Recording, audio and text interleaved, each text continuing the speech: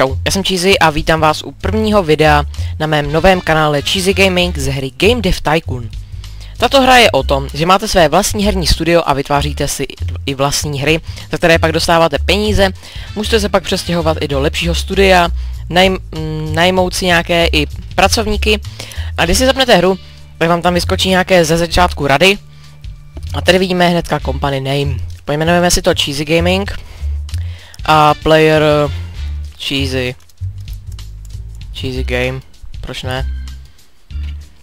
Tak, můžeme si brát nějaké vlasy, ale tady se mi asi nejvíc líbí ty základní a nějaké tričko, třeba toto. Dáme si continue a dáme si to přes toto, protože to byl můj jiný pokus o natáčení.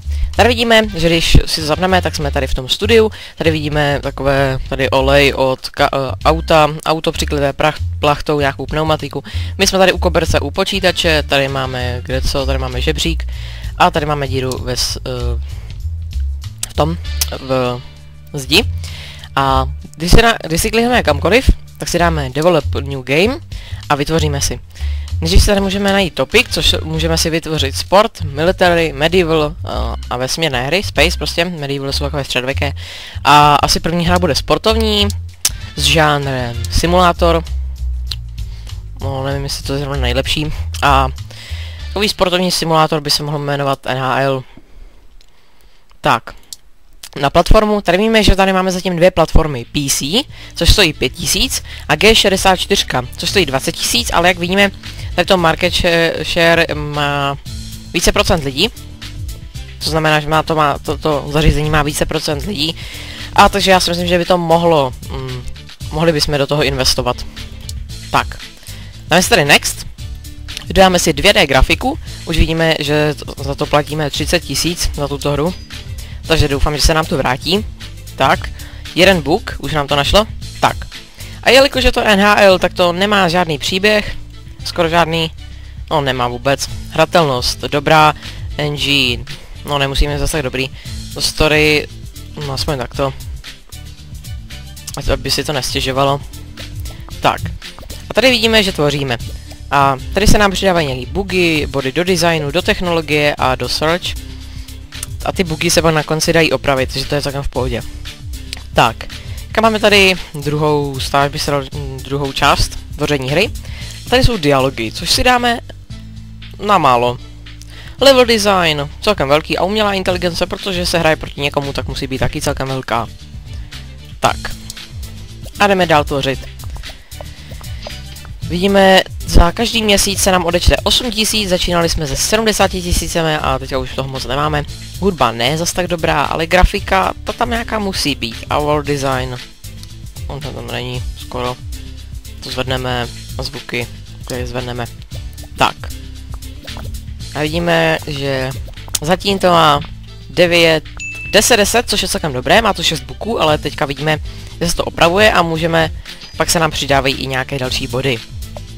Do technologie našel nový book, který opět zneškodnil a dáme si finish. Tak finish. Tak. Toto hodnocení je 11/12, což je celkem hodně pěkné. Tak, máme bonus, že se nám to krátí 1,6, což je pěkné. A tady máme i levely, na které se to pak bude zdokonalovat ty hry. Tak, NHL je uveden na trh a teďka máme hodnocení od různých, jak bych to řekl, no hodnotí prostě hry. Nevím, jak bych to řekl. Tak, vidíme, že 7, 6, 5, což, no, takže máme celkem průměr 6, což není vůbec špatné, takže myslím, že by se nám ty, do toho, co jsme dali, by se nám měly vrátit. Tak, tady vidíme, kolik si to lidí už koupilo. Koupilo si to 5000 lidí a vydělali jsme si 35 000 korun za první den, nebo první měsíc, teďka nevím. Protože je první měsíc. Tak, no další peníze, prostě úžasné. Tak, a teďka si můžeme dát search, a můžeme si dát new topic, ale to si ještě dávat nebudeme. A můžeme si vytvořit i nový engine. Tak, prodalo se, přes 10 000 kousků se toho prodalo. Vidíme už, že 12 000, tak. Vytvoříme si novou hru, tentokrát to bude středověká strategie, jmenujeme si to Age of Empires. A na platformu si dáme na G64 opět. Protože mám pocit, že už to má zase o něco více lidí. Takže se to vyplatí. Dáme si Next. 2D grafiku to bude mít. A už tvoříme, už jim to našlo jeden bug. Tak, jelikož je to Age of Empires strategie, tak by to mělo mít dobrý příběh. Ta hratelnost nemusí být zase tak velká. Ten engine taky ne. Tak, to dáme tak na stejno. Tady vidíme, že když se začne škrábat na hlavě, tak začne vlastně pracovat a začne, až se zase doškrábe.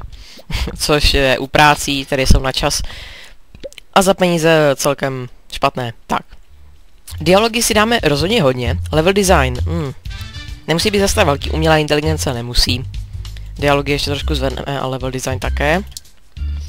Tak, aťka se nám zase naskákají další bodíky. Celkem zajímavé. Tak, zvuky. No, bude rozhodně největší world design. Grafika nemusí být zase tak velká. A zvuky trošku zvýšíme. Tak. Víme, že to vám všechno překládat nebudu. Ale skoro a třeba vůbec, můžete si to stopnout a přečíst si to. Takže tak, já už přece jenom vím, o co tam jakože jde. Protože už jsem to i hrál. Tak. A má to dva bugy, které si počkáme, až se opraví. A ještě máme jeden do technologie a vydáme hru. Skóre 14-11, což je pěkné. Kombo se nám krátilo krát 1,6, což je taky pěkné, už budeme mít i za chvilku v druhém levelu. Skoro všechno. Mohla být ještě tak jedna hra. A tady vidíme, že první recenze na tuto hru. No, 4 body. To není zase tak dobré v tom případě. Protože tam jsem myhnul jeden bod. 3 body. Mrhání peněz, by to mělo být, mám si tady to. A 3. No není to vůbec dobré hodnocení, no ale co se dá dělat. Máme 73 fanoušků, což je pěkné si o něj pečovat. A prodali jsme hrozně málo kopií, nebo kousků. A ještě ztrácíme fanoušky. Což není dobré. Tady si můžeme dát Game History. A vidíme, že sportovní simulátor se nám vydařil. Tady jsme prodělali jako, když tak řeknu, jako prase. A u NHL jsme si vydělali. Tak, takže si můžeme si najít tady nějakou práci. Za něco málo bodů to asi nedá. No i když můžeme to zkusit, když tak 7000 by se nám odečetlo, no boha. Ale to asi nestihne. Tady vidíme, že Nintendo, což je Nintendo, tak chystá novou konzoli. A tady vidíme, že se začal škrábat na hlavě. Čas furt pokračuje, ale práce ne. Takže to je taková ta škoda, no. Takže on by to klidně na pohodu stihl, ale vzhledem tomu, že se začal škrábat na hlavě, tak ne. Ale o ten jeden bod to nestihl. Takže tam máme tu penalizaci. Tak. My si OK, kouneme se, jestli nám vydělala ta hra. No, 4,5 tisíc jsme na té hře prodělali, no. Což není vůbec dobré. A já bych si možná dal i Search, New Topic a Racing. Si vyzkoumáme. No, mohli bychom to vyzkoumat. Takže tak. Víme, že Age of Empires se ještě stále prodává, po malých kouskách, ale prodává. A máme už jenom 59 fanoušků, což není vůbec dobré. Tak. Teďka máme nový topik, by se dalo říct. Dáme si Racing. Ještě nějaká dobrá hra na závodění Need for... Speed. Tak. Žánr, to bude simulátor. No, sice nevím, jestli zrovna Need for Speed je simulátor, ale tak... Simulátor je takový Eurotrack. Ale... Budíš. Tak. Už to má jeden bug, to našlo. Tak. Takže... Rozhodně engine s hratelností měl mít velký. A příběh, no on tam je. Tak, co tam dáme. Tak a vidíme, že Nintendo vydalo novou konzoli, jmenuje se TES. A můžeme si za ně koupit licenci za 80 000, ale to u nás asi teďka nehrozí, protože nějakou super set za hru jsme nevydali. Tak, umělá inteligence. Takto, dialogy, takto, level design velký, umělá inteligence. Asi takto na to Need for Speed. Protože je to Racing Simulator přece jenom. Že to nachází i bugy, takže world design velký. Zvuky tam jsou taky celkem dobré. Já si myslím, že bychom to mohli dát všechno naplno. No, kdybychom to dali všechny na minimum, tak by to mělo, mám si, že stejný účinek. Tak, no 13:10, což není úplně nejlepší. Ale tak. No, ta hra by nám mohla přece jenom něco vydělat. Počkáme si, až se nám odešlou peníze a pak to dáme finish, jestli nám něco... Ne, tak nevadí. Se nám nepřibydou nějaké body. Tak. Žádný nový bonus, vidíme, že tady máme u level up. Máme třeba u story, ne, u story nemáme. Máme u engineu, gameplay, hratelnosti, tak. Teďka se koneme. Ano, první recenze na tuto hru. Minula se tam 10, 7, good game, nice. Tady se minula zase 1, 5. Ty jsou nějaký přísný, tady ty prostřední. Ty krajní jsou jakože tak v pohodě, ale ten dá snad velký hodnocení, si myslím. Nedá. Tak, ale tady ta hra by nám měla něco vydělat. Jo, si myslím, že nám game history se nám to teďka prodělalo ještě 20 000, ale no tohle to se mi ještě nestalo, že druhý týden se to prodávalo víc než první. A ano, už nám to vydělává víc než to jsme začali. Tak. Dáme si search, co tady je. To nic. A se načti. Co tam dej, tak. Nějaká práce. Tady to. 4, jo, to bychom mohli dát. Tak, ano, Ninvento vydalo tu konzoli. Jo, to bychom měli stihnout, pokud se nezačne drbat na hlavě. Což určitě on hrozně rád dělá, když se podrbe na hlavě. Se nemůže podrbat takže tak chvilku, ale on se třeba drbe i týden. Tady samozřejmě v této hře. Ne ve skutečnosti. Tak. A co bychom si teďka mohli dát? Vesmírná adventurka. Spor. Třeba. Vidíme, že licence za 80 000.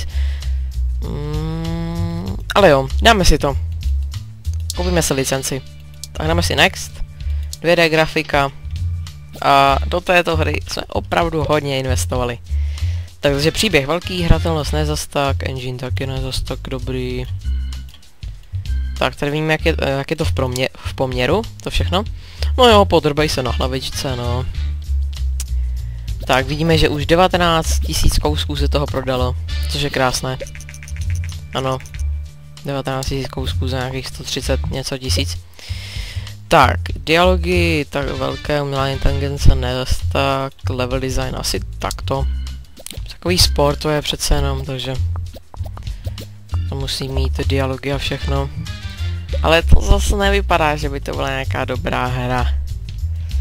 Zvuky tak stáhneme, grafiku taky takto. Že by to mohlo na nějaké ty modré, do technologie. Jo, tady je nějaké zprávy. Jo. Ale jo, může. Děkuji za čas, OK. Tak. Tady vidíme 11.6. Vynalezli jsme 3 hry.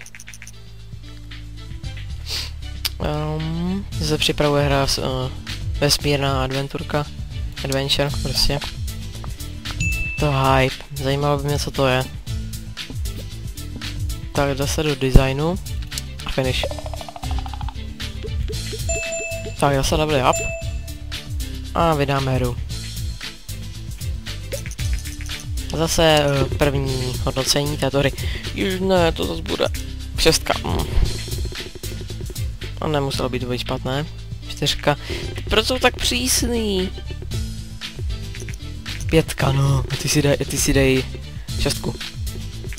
5, což je průměr 5. Tak, a získáme kolik získáme penízek.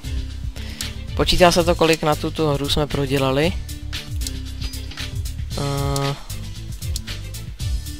Ne, nepočítá se ta licence, že jsme prodělali. No, já si myslím, že by to z tohohle prvního dílu bylo asi všechno, takže já se vám loučím. Pokud se vám toto video líbilo, nezapomeňte dát like, popřípadně odběr a já se vám loučím a čau čau.